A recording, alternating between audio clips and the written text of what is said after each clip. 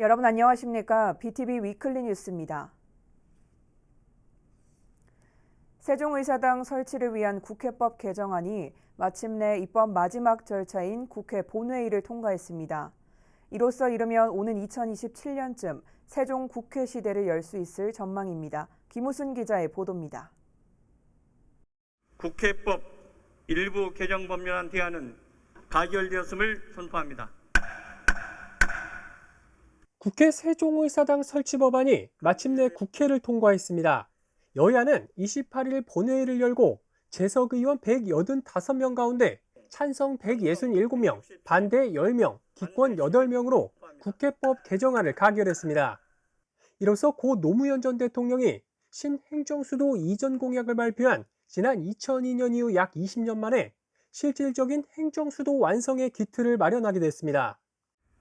오늘 우리 21대 국회는 최종 국회 시대에 문을 여는 역사적 이정표를 세우게 되었습니다. 매우 뜻깊고 기록될 날입니다. 2002년 행정수도 이전을 본격 논의한 이후 꼭 20년 만에 국회 세종의사당의 시대에 첫 발을 내디디게 되었습니다.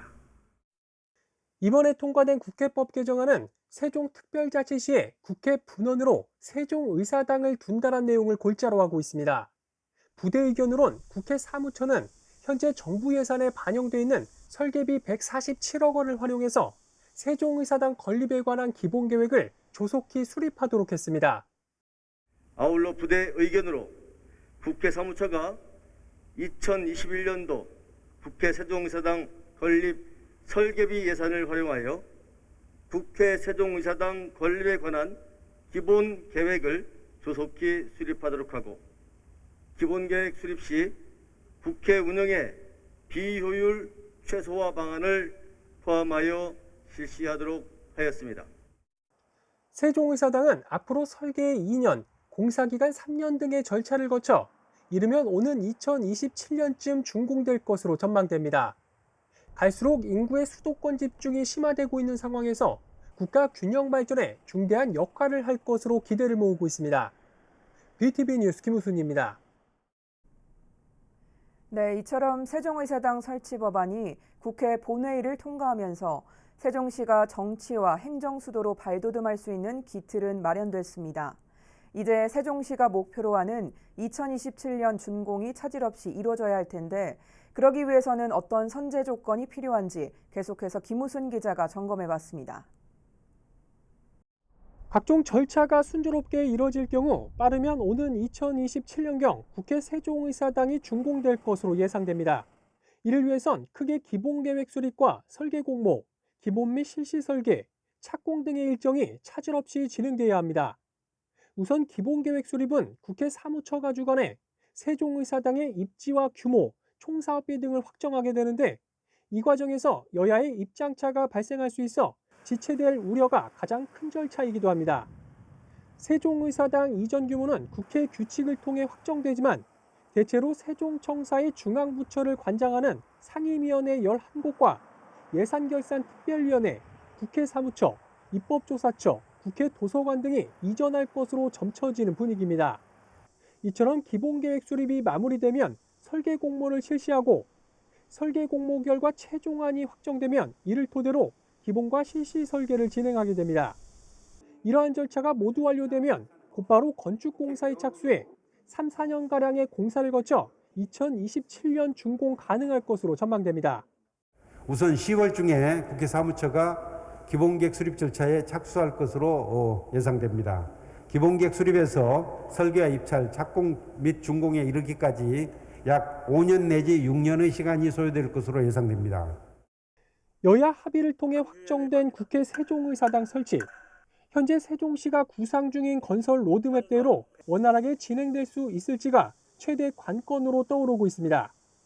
BTV 뉴스 김우순입니다. 이처럼 국회법 개정안이 국회 본회의를 통과하자 지역 시민사회단체와 정치권에서도 즉각 환영의 입장을 전했습니다. 국가균형발전과 국회 세종의사당 건립을 위한 범국민 비상대책위원회는 이번 국회법 개정안이 여야 합의로 국회 본회의에서 통과됨으로써 이제는 정권에 상관없이 지속적이고 안정되게 불가역적 국책과제로 추진될 수 있는 법적 지위를 확보하게 됐다며 높게 평가했습니다.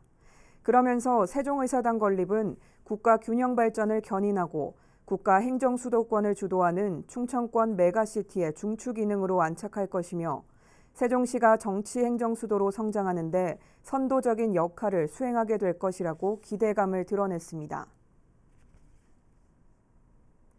한편 국회 세종의사당 건립의 근거법들인 국회법 개정안이 국회 본회의를 통과함에 따라 세종시와 행복청도 도촉한 기본계획 수립을 위해 적극 지원하기로 했습니다. 두 기관은 올해 행복도시 특별회계에 반영된 세종의사당 설계비 147억 원을 재정당국과 협의를 통해 국회 사무처가 집행하는 데 차질이 없도록 조치해 설계 공모 등 본격적인 건립 절차가 바로 착수될 수 있도록 지원할 계획이라고 밝혔습니다. 또 행복청은 세종의사당이 건립되면 현재 중앙행정기관과 국책연구기관 중심인 행복도시 기능에 중대한 영향을 미칠 것으로 전망됨에 따라 도시건설 기본계획과 개발계획 등 관련 도시계획도 전면 정비할 계획이라고 덧붙였습니다. 올해 들어 중앙 언론을 비롯한 지역의 주요 언론사들이 본사 이전이나 지사 설립 개념의 세종행을 잇따라 선언하고 있는데요. 세종시가 이들이 입지할 수 있는 미디어 단지 조성을 지역 대선 공약으로 건의하겠다는 입장을 처음 언급했습니다. 김우순 기자의 보도입니다.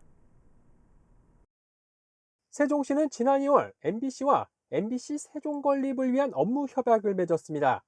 당시 중앙 언론의 첫 세종행 선언이란 점에서 큰 주목을 받았습니다.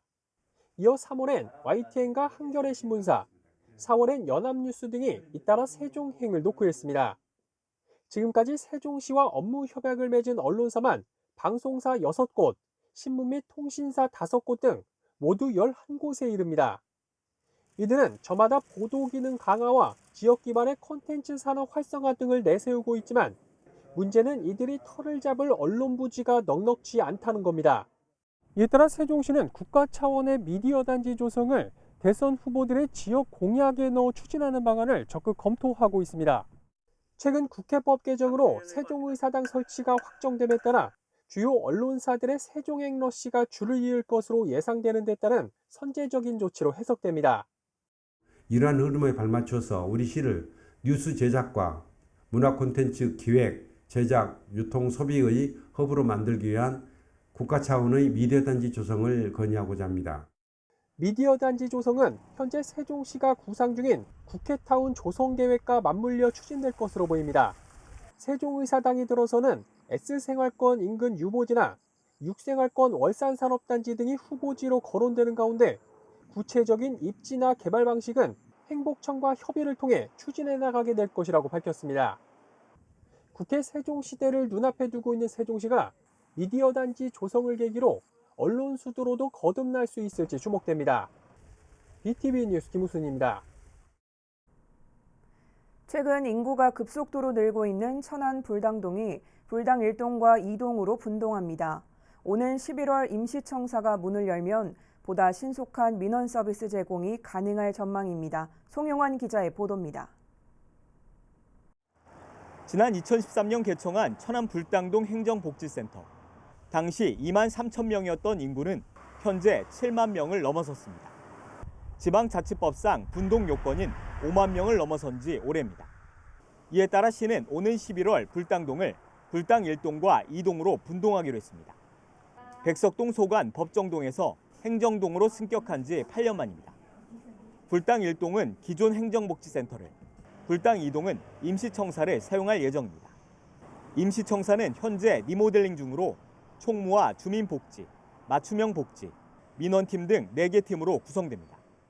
현재 불당동은 1일 방문 민원이 400여 명 정도로 오랜 대기 시간으로 불편을 겪고 있지만 11월 중 불당동이 불당 1동, 2동으로 분동하게 되면 보다 빠르고 신속한 행정 서비스를 받을 수 있을 거라 기대합니다. 천안시는 이번 불당동 분동과 함께 청년 정책 담당관 신설과 일부 부서 명칭을 변경하는 내용의 조직 개편안을 내놨습니다. 조직 개편안이 통과되면 일과 1동 10개 팀이 확대되고 공무원 정원도 47명 늘어난 2,027명이 됩니다. BTV 뉴스 송용환입니다. 천안시가 코로나19 상생 국민지원금 지급 대상에서 제외된 시민에게도 1인당 25만 원의 지원금을 지급하기로 했습니다.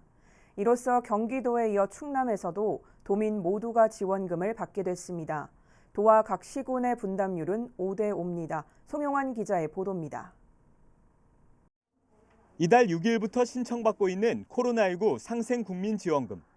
정부 지급 기준에 따라 충남도민 26만 2,233명은 대상에서 제외됐습니다. 이렇게 되자 천안을 제외한 14개 시군은 일찌감치 자체 예산을 투입해 모든 주민들에게 지원금을 지급하겠다고 선언했습니다. 반면 인구수가 가장 많은 천안은 시비 부담이 커 지원금 지급을 쉽사리 결정하지 못했습니다. 충남도에 60에서 80% 수준의 도비 부담을 요구했지만 시군 간의 형평성을 이유로 받아들여지지 않았습니다.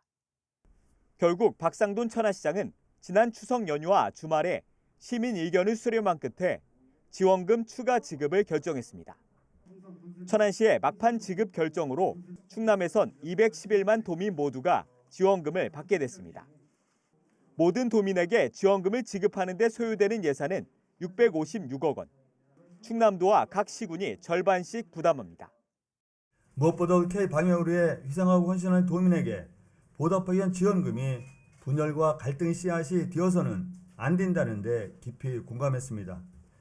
또한 추가 지원금이 자영업자 및 소상공인과 중소기업에 흘러갈 수도 설계한다면 추가 지원금의 목적과 효과도 10분 살릴 수 있을 것이라는 데에도 목소리를 합하였습니다. 한편 지원금 추가 지급 대상자의 신청 방법과 지급 시기는 조만간 발표될 예정입니다. BTV 뉴스 송용환입니다. 아산시가 전 시민 국민상생 지원금 지원에 속도를 내고 있습니다. 지원금 추가 지원을 위한 예산도 아산시 의회를 통과하면서 오는 10월 5일부터 재난지원금이 지급될 예정입니다. 보도에 김장섭 기자입니다. 지난 17일 아산 시민 모두에게 재난지원금을 지급하기로 결정한 아산시. 29일 지급 대상에서 제외됐던 시민에게 한 사람당 25만 원씩 지원금 지급을 위한 예산안도 아산시 의회를 통과했습니다. 이에 따라 조례가 공포되는 10월 5일부터 지원금 지급이 시작됩니다. 대상은 정부 지원 대상에서 제외된 아산 시민 5만 281명으로 소요되는 예산은 126억 원입니다. 비용은 아산시와 충남도가 각각 절반씩 부담할 예정이며 아산시는 조기 지급을 위해 먼저 아산시 재원을 사용해 지급합니다. 신청은 10월 5일부터 읍면동 행정복지센터에서 할 수 있습니다. 지원금은 확인 절차를 걸쳐 신청 당일 아산페이 선불카드나 지류로 지급됩니다. 연말까지 한시적으로 사용할 수 있으며 대형마트나 온라인몰, 다른 시군에서는 사용할 수 없습니다. 아산시는 이번 지원금 지급으로 코로나19로 인해 위축된 지역경제 활성화에 보탬이 될 것으로 기대하고 있습니다. BTV 뉴스 김장섭입니다.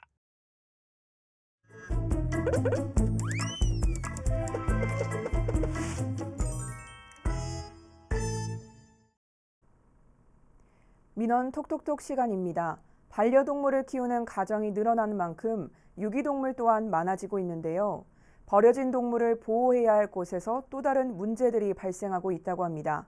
유기동물 보호소의 실태를 민원 톡톡톡에서 취재했습니다.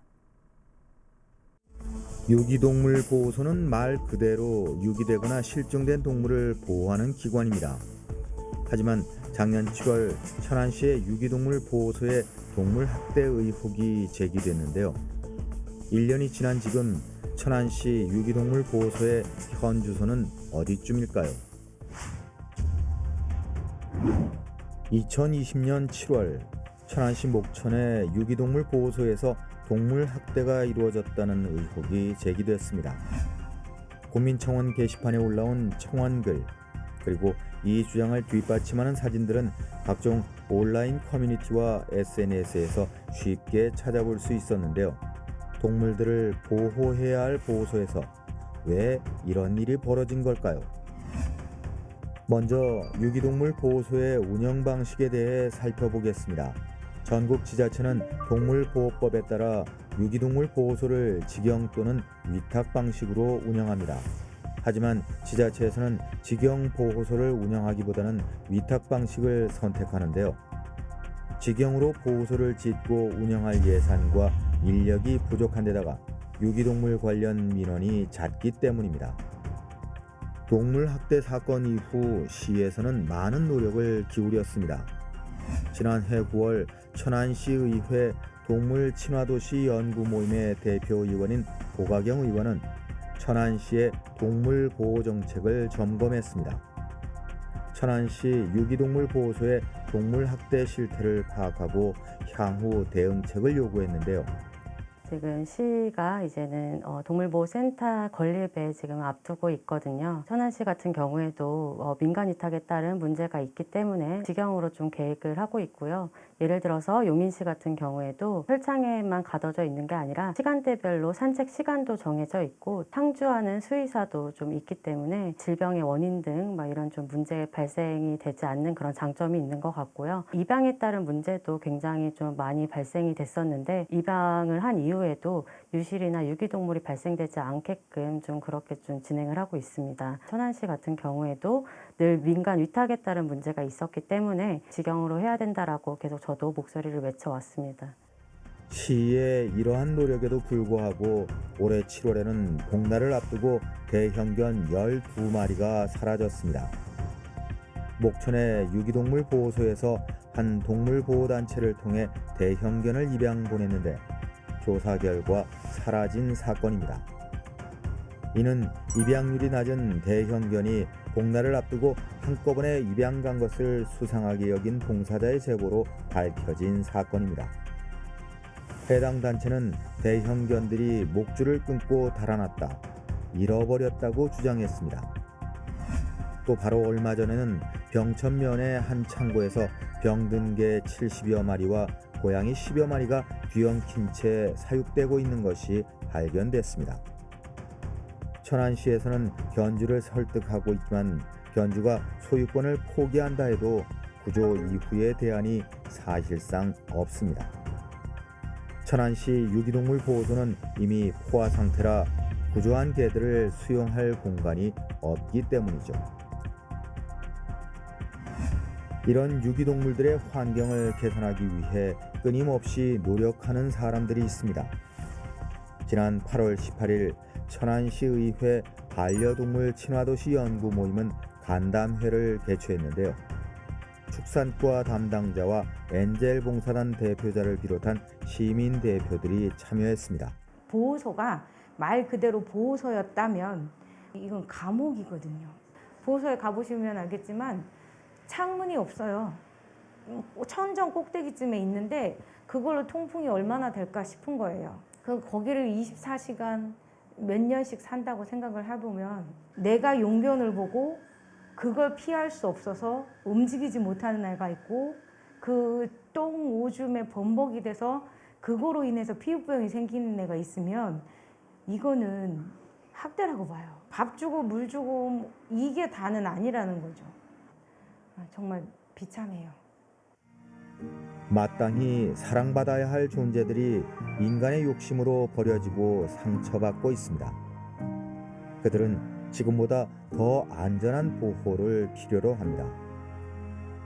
유기동물 보호소의 환경을 개선하기 위해 동물을 진심으로 사랑하는 마음으로 천안시와 유기동물 보호소 그리고 시민들이 모두 함께 노력을 기울여야 하지 않을까요?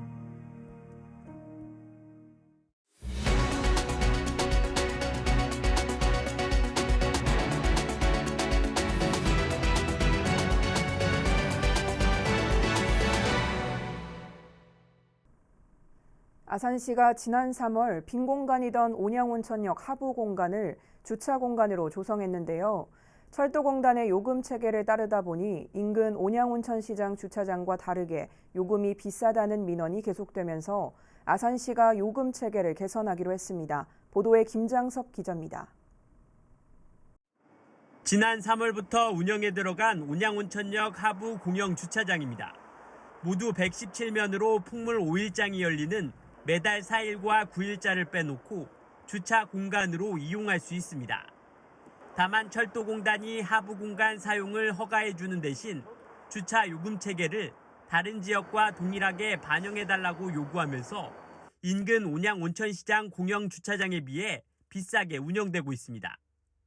온양온천시장 공영주차장은 최초 30분 무료에 시장 점포에서 쿠폰을 받으면 1시간까지 추가로 무료 주차가 가능하지만 온양온천역 하부 공영주차장의 경우 무료 주차 시간이 없습니다. 1시간 주차했을 경우 온양온천 시장 주차장은 500원, 하부 공간 주차장은 1,300원으로 2배 이상 차이가 납니다. 때문에 요금이 비싸다는 시민들의 불만의 목소리가 계속돼 왔습니다. 이에 아산시가 철도공단과 협의를 통해 인근 공영주차장과 요금 체계를 동일하게 개선하기로 했습니다. 시민 이용 활성화와 인근 전통시장 활성화를 위한 것으로 온양온천역 하부 공영주차장에서도 최초 30분 무료 주차가 허용되며 시장 점포에서 주는 무료 주차권 사용도 가능해집니다. 통일된 요금 체계는 다음 달에 열리는 아산시의회 회기에 맞춰 조례안 개정이 완료되면 11월부터 적용될 예정입니다. BTV 뉴스 김장섭입니다. 충남소방본부가 모형 소방 장비를 활용한 미니레스트 소방 전술 훈련을 도입합니다. 직접 소방대원들이 재난 상황을 설정하고 반복적인 훈련이 가능한 데다 코로나19로 인해 현장 훈련이 제한된 상황에서 간접적인 경험을 할 수 있어 현장 대응 능력 향상에 큰 도움이 되고 있습니다. 보도에 김장섭 기자입니다. 아산 신창 119 안전센터. 고층 빌딩에 화재가 발생한 상황을 가정한 전술 훈련이 한창입니다. 훈련에 투입되는 건 실제 소방 장비가 아닌 모형. 관내 위성 지도 위에서 모형 장비를 활용해 출동 시 개인별 임무 부여와 소방 차량 통행, 현장 진입 방법, 그리고 현장 도착 후 차량 배치와 인명 구조 작전까지 모든 상황에 대한 대응 방법을 논의합니다. 건물 정면에는 지리적 여건상 논과 밭으로 구성이 돼 있어서 공간이 굉장히 협소합니다. 그래서 건물 후면으로 보시면 넓은 주차장이 있기 때문에 긴급구조 통제단을 건물 후면에 설치하고 작은 모형을 활용한 미니레스트 소방 전술 훈련입니다. 소방대원들이 직접 재난 상황을 설계하고 같은 대상이라도 일어날 수 있는 다양한 상황을 여러 번 반복해서 훈련할 수 있습니다. 부족할 수 있는 현장 이해도는 대원들의 경험 공유를 통해 해결했습니다. 특히 코로나19로 인해 현장 훈련이 제한된 상황에서 간접 경험을 할 수 있는데 큰 도움이 됩니다. 내가 직접 이 화재가 났을 때 어떻게 촬영 부서를 해야 되고 어떻게 진압을 해야 될지 조금 더 이게 생동감 있게 다가오는 그런 훈련 방법이라고 볼 수 있겠습니다. 시범 운영을 마친 충남소방본부는 현장 대응 능력 향상을 위해 10월부터 도내 모든 소방서에 미니레스트 소방 전술 훈련을 도입할 계획입니다. BTV 뉴스 김장섭입니다. 천안시는 10월부터 안전신문고 앱을 통한 불법 주정차 시민 신고 제도를 24시간 운영합니다. 기존에는 오전 7시부터 오후 9시까지 점심시간을 제외하고 신고를 받아왔지만 응급상황 등 시민 안전을 위해 운영 시간을 확대하기로 했습니다. 앞서 시는 지난 7월부터 어린이 보호구역에 대한 무인 단속 카메라 단속 시간을 15분에서 5분으로 축소하고 점심시간 유예를 폐지한 바 있습니다. 천안시가 지역화폐인 천안사랑카드의 부정 유통을 막기 위해 행정안전부, 충청남도와 함께 합동 단속을 벌입니다. 단속은 오는 20일까지 단속반 2개 조를 투입해 진행합니다. 위반 여부는 가맹점 결제 자료와 주민 신고 등을 기반으로 사전 분석을 실시한 뒤 대상 점포를 직접 방문해 확인합니다. 단속에 적발될 경우엔 관련법에 따라 과태료를 부과하고 사안에 따라선 수사기관에 의뢰할 방침입니다. 이상으로 BTV 위클리 뉴스를 마칩니다. 시청해주신 여러분 고맙습니다.